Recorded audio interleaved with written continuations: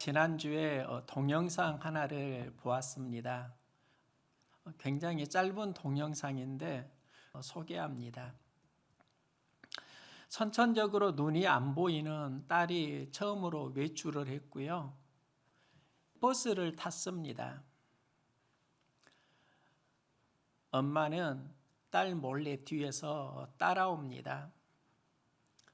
딸이 지팡이를 짚고 앞으로 가다가 바닥에 가방이 있고 그 가방에 걸려서 넘어졌습니다. 이때 버스 안에 있는 승객들이 도와주려고 하니까 그때 엄마가 티셔츠에 어떤 글씨를 써가지고요 그들 앞에 보여주는 겁니다. 딸은 쓰러져서 넘어져 있고 그걸 바라보는 승객들에게 그 티셔츠의 옷을 보여주는데요. 그 옷에는 이렇게 쓰여 있었습니다. 아이가 처음 밖에 나와서 독립심이 필요하다. 제가 그 중국어를 모르니까 댓글로 내용을 문의를 했고 한 분이 댓글에 내용을 달아주었더라고요. 그리고 딸이 의자에 앉으니까 엄마는 그 앞에서 막 울고 있는 겁니다. 엄마는 왜 딸을 따라다녔을까? 엄마의 마음은 무엇일까? 선천적으로 장애로 태어난 그 딸이 이제 세상에 나와서 스스로 무언가를 감당하기를 원하는 마음이 있습니다. 그래서 그에게 독립심을 키워주려고 혼자 가게 하는 겁니다. 그리고 또 하나, 그가 장애로 모든 것을 다 감당할 수 없을 때는 지켜보고 돕고자 하는 마음이 있는 겁니다. 제가 예전에 예배를 드리고 딸 준이와 집에 갈 때 그때 딸은 4살, 5살 정도였습니다. 집에 가려고 하는데 들어가지 않으려고 합니다. 밤에 밖에서 놀고 가자는 겁니다. 그때 제가 딸에게 했던 말이 그럼 아빠 혼자 집에 간다? 그 말을 하고 가면 딸이 따라올 줄 알았습니다. 그런데 따라오지 않는 겁니다. 참 당황스러웠습니다. 어디 혼 좀 나봐라. 딸 뒤에 멀뚱멀뚱 서 있는데 제가 혼자 집으로 갔습니다. 도로가에서 딸은 계속 서 있고요. 나는 이제 집을 향해서 들어갔는데 내가 집으로 갔을까요? 숨었을까요? 나는 숨어서 딸을 계속 지켜보았습니다. 그리고 그때 품었던 마음이 혹시 딸에게 위기가 닥친다면 달려갈 준비를 하는 겁니다. 그때 하나님 마음을 이해했는데요. 혼자인 것 같지만 지켜보고 계시는 하나님 아버지가 이런 마음이 아닐까. 하나님이 주시는 메시지는 이런 겁니다. 목회를 하면서 감당할 수 있는 일은 감당하면서 힘을 키워라. 감당할 수 있도록 힘을 키워라. 그 메시지가 있고 때로는 감당하기 어려울 때는 내가 도와줄게. 저의 기도 제목 이 2가지. 감당할 수 있는 성장을 위한 기도가 있고 어려울 때는 하나님의 돕는 은혜를 사모하는 기도가 있습니다. 오늘은 동행을 할 때 어떤 마음을 품어야 할까? 하나님과 동행하면서 품어야 되는 마음이 무엇일까?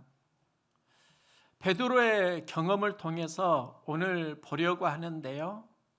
예수님은 사역에서 가장 중요하게 여긴 게 2가지가 있습니다. 하나는 사람을 키우는 것, 제자 양육 사역이고요. 또 하나는 예수님 스스로는 십자가를 중심으로 살아가십니다. 예수님은 십자가를 스스로 감당하면서 제자들이 십자가를 감당할 수 있는 믿음의 용사로 자라도록 양육합니다. 제자와 십자가는 사역에서 중심입니다. 십자가에 대한 설교는 많이 했습니다. 오늘은 제자의 설교를 하려고 하는데요. 우리가 하나님의 제자로 어떻게 동행을 해야 하는가? 이 질문을 하면서 제가 베드로의 사건을 묵상했는데요. 베드로를 선택한 이유가 있습니다. 베드로는 예수님의 수제자입니다. 또 베드로를 반석이라고 부르는데 이 반석 위에 교회를 세우십니다. 그러면 베드로는 어떻게 예수님과 동행을 시작했는가? 그리고 베드로가 어떻게 자라고 우리는 어떻게 또 자라야 하는가를 보려고 합니다. 베드로의 신앙 고백 위에 교회가 세워지고 예루살렘 공동체의 지도자가 되고 또 초대 교황이 베드로라고 하면 성장 과정에 무엇이 있었을까? 우리는 성장 과정 속에 무엇을 경험해야 하는가? 베드로의 삶의 터전에 예수님이 찾아옵니다. 베드로는 어부이고 예수님은 바닷가에서 하나님 말씀을 전했습니다. 각자의 사역이 있는데 이제 베드로가 고기를 하나도 잡지 못하고 그물을 씻고 있는 그 상황에 예수님이 베드로에게 오십니다. 이 만남을 보면 어부로 베드로는 고기를 많이 잡고 싶은 만선의 꿈을 꾸었는데 빈 배를 경험하는 시기입니다. 뭔가 삶의 현장에서 일이 잘 안 풀리는 걸 이야기합니다. 여러분의 삶도 만선을 경험하는데 잘 풀리지 않아서 낙심돼 있는 베드로의 만남이 있지 않습니까? 베드로의 그 빈배는 아픔과 실망의 현장이고요. 이 실망과 낙심의 현장은 우리가 살아가는 삶의 한 부분일 수 있습니다. 예수님은 베드로에게 오셔서 말씀합니다. 다시 깊은 데로 가서 그물을 내리라. 깊은 데로 가서 그물을 내리라. 이 말씀을 베드로가 듣는데 베드로 입장에서 보면 갈등이 충분히 시작될 수 있습니다. 베드로는 어부이고 고기는 예수님이 아니라 자신이 전문가이고 또 지난 밤에 그물을 내렸고 밤이 새도록 수고를 했고 지금 몸은 온몸이 쑤시고 피곤한데 예수님은 어부도 아니고 뭘 상황을 모르면서 깊은 데로 가서 그물을 내리라고 하시네. 그 말이 얼마든지 달갑지 않게 들릴 수 있습니다. 베드로는 지난밤 내린 그물이 있습니다. 자기 생각과 경험의 그물입니다. 그런데 예수님의 말씀을 만납니다. 깊은 데로 가서 그물을 내리라. 이때 베드로가 자기 인생 경험에서 이루지 못했던 것을 말씀을 의지해서 그물을 내립니다. 우리가 살면서 내 경험으로 내리는 그물이 있고요. 말씀을 의지해서 삶의 현장에서 내리는 그물이 있습니다. 항상 우리는 두 가지 경험을 합니다. 그리고 경험 속에서 밤이 새도록 수고하지만 잡은 것이 없는 안 된다의 자기 경험에 사로잡힐 수도 있습니다. 그런 베드로가 말씀을 의지해서 그물을 내리겠다, 한번 해보겠다. 여러분의 삶 가운데 모두 생각이나 경험이 있습니다. 이걸 자기 주장이라고 합니다. 베드로는 자기 주장을 하지 않고 말씀을 따라갑니다. 우리가 싸워야 하는 게 무엇일까? 자기 주장과 말씀과의 싸움에서 말씀이 이기는 싸움을 계속 하는 겁니다. 그럼 성장합니다. 말씀을 내가 이기면 우리는 성장할 수가 없습니다. 그리스도인으로 자라려고 하면 말씀이 나를 이기는 싸움. 김연아는 피겨 여왕으로 불리는데요. 그녀는 져서 김연아의 7분 드라마에서 이런 말을 합니다. 훈련을 하다 보면 늘 한계가 온다. 근육이 터져버릴 것 같은 순간, 숨이 턱까지 차오르는 순간, 주저앉아 버리고 싶은 순간, 이런 순간이 오면 가슴 속에서 뭔가가 말을 걸어온다. 이 정도면 됐어. 다음에 하자. 충분해. 하는 속삭임이 들린다. 이런 유혹에 문득 포기해버리고 싶을 때도 있었다. 하지만 이때 포기하면 안 한 것과 다를 바 없다. 99도까지 열심히 온도를 올려놓아도 마지막 1도를 넘기지 못하면 영원히 물은 끓지 않는다고 한다. 물을 끓이는 건 마지막 1도, 포기하고 싶은 바로 그 1분을 참아내는 것이다. 이 순간을 넘어야 그 다음 문이 열린다. 그래야 내가 원하는 세상으로 갈 수 있다. 김연아가 그의 저서에서 고백합니다. 우리는 어떤 1도의 상황에서 포기하고 넘어질 때가 참 많이 있습니다. 우리는 김연아를 보면서 참 행복한 시절을 보냈는데요. 그의 상대로 일본의 아사다 마오가 많이 등장했습니다. 김연아의 경쟁 상대를 유심히 보았는데 그런 경쟁 구도가 김연아에게 상당한 부담감을 주지 않았을까? 그런데 김연아는 이렇게 말합니다. 그녀의 경쟁 상대는 내 자신이었어요. 먹고 싶은 거 모조리 먹어버리고 싶은 나, 조금 더 자고 싶은 나, 친구들과 자유롭게 시간을 보내고 싶은 나, 하루라도 연습하지 않고 쉬었으면 하는 나, 자기 자신과 싸웠다는 것입니다.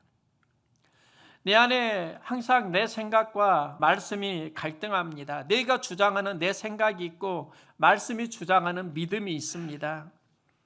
내가 말씀을 이기면 이기는 게 아니라 사실 지는 겁니다. 말씀이 나를 이기면 그때 우리는 새로운 이김의 삶을 살아갈 수 있습니다. 내 안에서 나오지 않는 힘이 말씀을 의지할 때 새 힘으로 나옵니다. 베드로는 수고하지만 빈배를 경험하면서 낙심할 때 베드로의 빈배에 예수님이 들어옵니다. 말씀이 들어옵니다. 베드로는 말씀을 의지해서 그물을 내립니다. 말씀을 의지하고 내린 그물에 고기가 그물이 찢어지도록 많이 잡힙니다. 베드로가 경험한 이 기적이 무엇을 의미하는가? 베드로는 말씀을 의지해서 그물을 내리고 그물이 찢어질 정도로 고기를 잡고 만선을 경험합니다. 그런데 만선의 전환점이 그렇게 한이입니다. 말씀에 의지하여 내가 그물을 내리리이다 그렇게 하니 고기를 잡는 것이 심히 많아 그물이 찢어지는지라. 우리 인생에 말씀을 들으면 그 말씀을 따라가는 그렇게 하니가 필요합니다. 그런데 그렇게 하니 그물이 찢어지는지라 고기가 많이 잡혔다. 이것을 우리는 중요한 사건으로 보는데 베드로에게 진짜 중요한 사건이 있습니다. 베드로는 고기를 잡고 말씀의 능력을 경험합니다. 베드로가 경험한 건 물고기가 아니라 실은 예수님의 신적 능력이라는 겁니다. 베드로는 물고기를 보고 예수를 다시 만납니다. 예수 앞에 무릎을 꿇고 엎드립니다. 그리고 칭호가 바뀝니다. 전에는 선생님이라고 했는데 이제는 주여 나를 떠나소서. 예수님이 주님이 됩니다.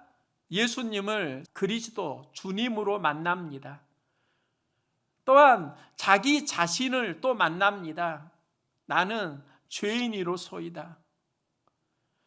베드로는 내가 죄인이라는 고백을 하지 못하면서 살았습니다. 자기 경험, 자기 능력으로 살았습니다.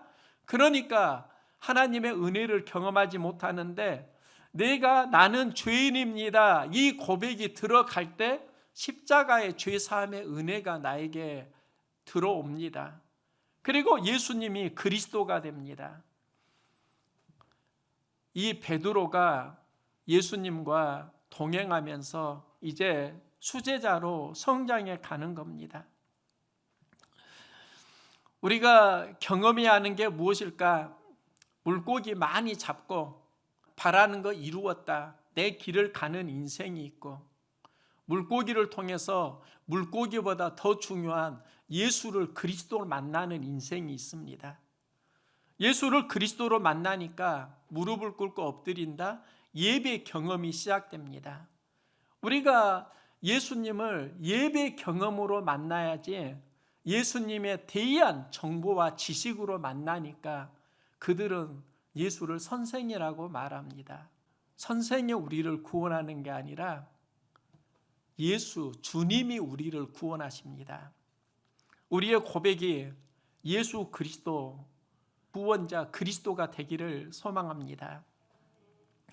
예수님이 베드로에게 하시는 말씀이 내가 사람을 취하리라. 너는 이제 고기를 낚는 어부가 아니라 사람을 낚는 어부가 되라고 하십니다. 이때 베드로 안에 새로운 변화가 일어납니다. 또 예수님 말씀에 순종하는 겁니다. 고기를 낚는 어부가 되리라, 이렇게 살아간다고 하면 그에게 필요한 건 바다이고 배입니다. 내가 사람을 취하리라, 사람 낚는 어부가 되리라, 예수님 말씀을 들으니까 그는 이제 육지로 나아갑니다. 육지로 나아갈 때 그는 바다로 나아가는 배를 내려놓습니다. 자기가 가지고 있었던 모든 것을 내려놓는 겁니다. 예수님의 초대에 다시 반응합니다. 우리는 가득 잡은 고기를 가지고 어디로 가는가? 우리는 또다시 바다로 가는 것을 꿈꿉니다. 고기 잡는데 우리의 영혼이 따라갑니다. 그런데 예수님은 그 이상의 초대를 합니다. 이제 내가 사람을 낚는 어부가 되리라. 사명을 만나는 거지요. 베드로는 상황 속에서 예수님의 부름, 그 콜링, 사명에 반응하는 거지요. 어렸을 때 아이들에게 노래를 불러주곤 했는데요, 그중 하나가 송아지 노래입니다. 송아지 송아지 얼룩 송아지, 엄마 소도 얼룩소, 엄마 닮았네. 가사를 바꾸어서 부르곤 했습니다. 예수님 예수님 우리 예수님, 사랑스러운 예수님 내 얼굴 닮았네. 송아지를 이렇게 불러주곤 했습니다. 그런데 이번 주에 제가 부른 노래가 있습니다. 몸의 컨디션이 사실 좋지 않았습니다. 코로나 백신 주사를 맞고 또 교회에서 평소에 하지 않던 일을 좀 하면서 혀가 헐었습니다. 이때 내 안에 부른 노래가 있습니다. 떴다 떴다 비행기 날아라 날아라, 높이 높이 날아라 우리 비행기. 이 노래도 가사를 바꾸어서 불렀습니다. 떴다 떴다 서헌주 날아라 날아라, 멀리 멀리 날아라 용사 서헌주. 이 노래를 하면서 저는 두 가지를 묵상했는데요, 하나는 떴다이고 하나는 날아라입니다. 우리가 살면서 환경에 가라앉은 마음이 있습니다. 떴다 떴다 다시 힘을 내고 일어나라. 떴다 떴다 비행기, 떴다 떴다 서헌주입니다. 그리고 날아라는 일어났으면 힘을 내고 이제 사명길을 가라는 겁니다. 날아라 날아라, 멀리 멀리 날아라. 믿음의 사명길을 목사로 감당하면서 가라는 노래를 부릅니다. 우리 인생이 비행기이기를 소망하는데요, 이 노래를 부르면서 내 안에 나는 날 수 있는가? 비행기가 나는데 나는 비행기가 아닌데. 제가 어렸을 때 아이에게 읽어준 책이 있고 또 저도 참 유심히 보았던 책이 있는데 뽀로로에 대한 이야기 책입니다. 뽀로로가 독서를 하다가 새에 대한 것을 읽습니다. 새는 날개와 부리가 있고 하늘을 날 수 있다. 뽀로로 자신을 보니까 자신도 날개가 있고 부리가 있습니다. 그럼 나도 날 수 있나? 뽀로로는 하늘을 날 수 있나? 그런 생각을 하면서 자꾸 날개를 파닥거립니다. 하늘을 날려고 합니다. 날지 못하니까 펭귄 뽀로로는 낙심합니다. 이때 뽀로로의 친구 포비가 말합니다. 뽀로로, 네가 날 수 있는 하늘이 있어. 그곳에 가보자. 포비는 뽀로로를 데리고 바다가 보이는 높은 절벽으로 데려갑니다. 여기에서 뽀로로에게 한번 날아봐. 뽀로로는 용기를 내고 힘찬 날개짓을 합니다. 하늘을 날지 못합니다. 결국 바다로 떨어집니다. 바다에서 그는 하늘을 나는 것처럼 헤엄을 칩니다. 뽀로로의 하늘은 바다입니다. 그럼 우리는 이렇게 생각할 수 있습니다. 우리는 하늘만 날 필요는 없다는 겁니다. 뽀로로는 바다를 헤엄치면 그게 나는 것이고 우리는 삶의 현장에서 믿음의 날개를 펴야 합니다. 인생에서 진짜 날개는 겨드랑이에서 나오는 게 아니에요. 마음에서 나와요. 심장에서 나와요. 열정에서 나와요. 진짜 날개는 믿음에서, 말씀에서 나오는 겁니다. 우리 마음속에 믿음의 날개가 돋아나기를 소망합니다. 로버트 술러 목사는 절벽 가까이로 부르셔서 이 시에서 고백하는데요. 절벽 가까이로 나를 부르셔서 다가갔습니다. 절벽 끝에 더 가까이 오라고 하셔서 더 가까이 다가갔습니다. 그랬더니 절벽에 겨우 발을 붙이고 서 있는 나를 절벽 아래로 밀어버리시는 것이었습니다. 물론 나는 그 절벽 아래로 떨어졌습니다. 그런데 나는 그때서야 비로소 알았습니다. 내가 날 수 있다는 사실을. 숨겨진 날개가 인생에 있다는 겁니다. 그 날개를 믿음으로 발견하고 날아가는 인생이 우리 되기를 소망합니다. 베드로의 경험을 보면은 베드로가 고기를 참 많이 잡는데요. 또 하나 특이한 건 예수님이 고기를 직접 잡아주지 않으십니다. 베드로에게 고기 잡는 방법을 가르쳐 주십니다. 그 방법의 가장 핵심이 무엇인가? 너의 경험의 그물이 아니라 말씀을 의지해서 그물을 던지라는 겁니다. 우리가 삶을 어떻게 살아야 하는가? 내 경험으로만 살 것인가? 말씀을 의지해서 살 것인가? 베드로의 이야기가 우리가 살아야 하는 동행의 실제적인 이야기입니다. 삶의 현장에 말씀을 의지해서 믿음의 그물을 내리시기 바랍니다. 우리의 삶에 무언가를 얻는 도구는 말씀을 근거로 출발하는 신앙 행위일 수 있습니다. 말씀을 의지해서 그물을 내리고 베드로가 만난 건 선생님 예수가 아니라 주님 예수님입니다. 내 인생에 인도하는 리더가 주님이 됩니다. 주님을 만나고 그는 고기를 많이 잡아서 오나는 걸 얻었는데 이제는 예수님을 얻으니까 자신이 가졌던 모든 것을 버려둡니다. 그는 예수님을 따르면서 사람 낚는 어부가 되고 진짜 동행이 시작됩니다. 신앙에서 동행은 참 중요합니다. 베드로는 동행을 시작하고 교회를 세우고 이건 우리의 꿈이잖아요. 또 예루살렘 공동체에 리더가 되고, 이게 성장 아닙니까? 또 베드로가 초대교회 교황이 된다고 하면 세상에서 가장 큰 영향력을 행하는 사람 중에 한 명입니다. 세계에서 손님이 올 때 그 손님에 대한 급이 있는데요, 가장 최고의 대우를 받는 사람이, 최고의 국빈이 바로 교황입니다.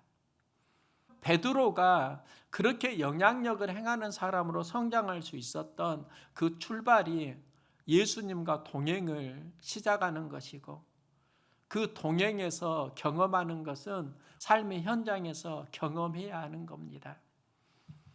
환경 속에서 낙심하고 주저앉아 있다면 말씀 의지해서 다시 그물을 내리십시오. 예수님이 교사가 아니라 생명 그리스도 주님으로 신앙 체험을 하시기 바랍니다. 예수 그리스도를 신앙으로 만나게 되면 이제 우리 안에 새로운 가치가 생겨납니다. 예수님이 우리 인생의 최고의 가치가 되고, 예수님을 따라 살면서 우리는 어부의 영향력이 아니라 이제 베드로의 영향력을 경험하는 것입니다.